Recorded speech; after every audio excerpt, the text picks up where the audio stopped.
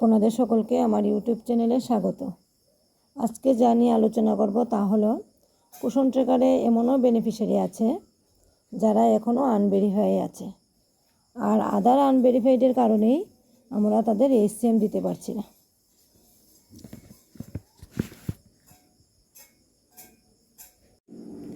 তাহলে আসুন আমরা দেখে নিই এমন আদার আনভেরিফাইড থাকলে কি করব সেটা এখন আমরা দেখব। আর ওইটা দেখতে গেলে আমাকে বেনিফিশিয়ারি লিস্টে যেতে হবে। আমি বেনিফিশিয়ারি লিস্টে টাচ করলাম।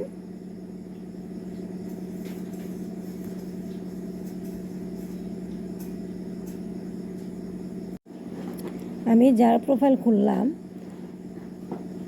সেখানে দেখা গেল আদ্রিতা দাস এখনও আনভেরিফাই আছে।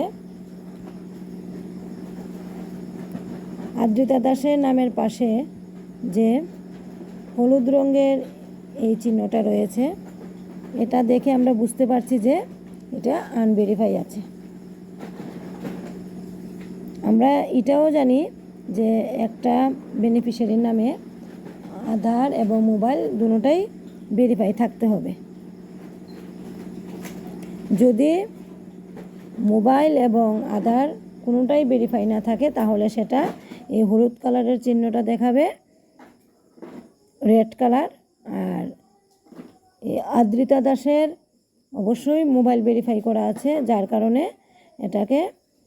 এটা ইয়েলো কালার দেখাচ্ছে।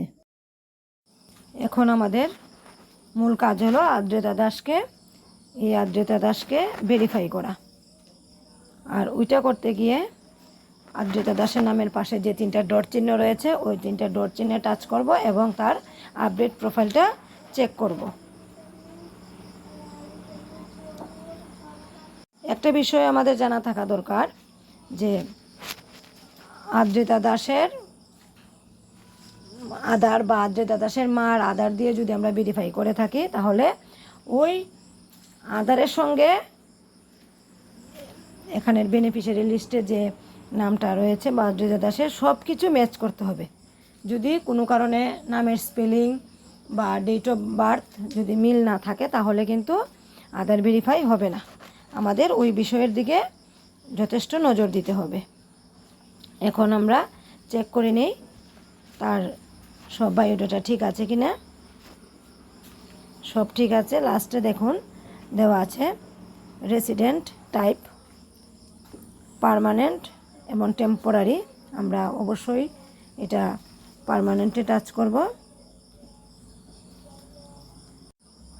যেহেতু এখানে আদ্রিতা দাসের সব বায়োডাটা ফিল আপ করা আছে, আগেই ভার্সনে এটাকে ফিল আপ করা হয়েছে, যার জন্য আমাদেরকে এখানে কোনো কাজ করতে হবে না। যদি ফিল আপ না করা থাকতো তাহলে আমাদেরকে অবশ্যই ওইটা ফিল আপ করতে হতো।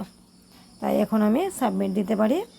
সাবমিট দিলাম, দেখি ওইটা ভেরিফাই হয় কি না।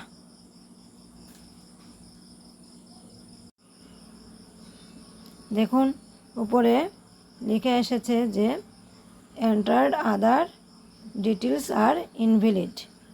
এই যে লেখাটা রয়েছে তার জন্য ওইটা এখন আর ভেরিফাই হবে না তার আধারের সঙ্গে। এর মানে বোঝা গেল যে তার আধারের সঙ্গে ওইটা এখনও ম্যাচ করেনি। যেহেতু এরর দেখিয়েছে, এখন আমরা আধারের সঙ্গে নামগুলার স্পেলিং, ডেট অফ বার্থ মিলিয়ে দেখি, তাহলে বোঝা যাবে কি হয়েছে। আধারে দেওয়া আছে PA PI, এখানে দেওয়া আছে POPI, হয় স্পেলিংয়ে ভুল হয়েছে, তাই আমি এটা PA PI করে দিলাম। এখন সাবমিট দিয়ে দেখি কি হয়। এই দেখুন ঠিক হয়ে গেছে এবং আধার ভেরিফাই কমপ্লিট।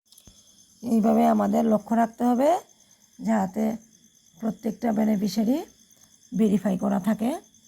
আর যদি ভেরিফাই করা না থাকে তাহলে আমাদের এইচসিএম দিতে অসুবিধা হবে। আজকের ভিডিও আমার এখানেই শেষ।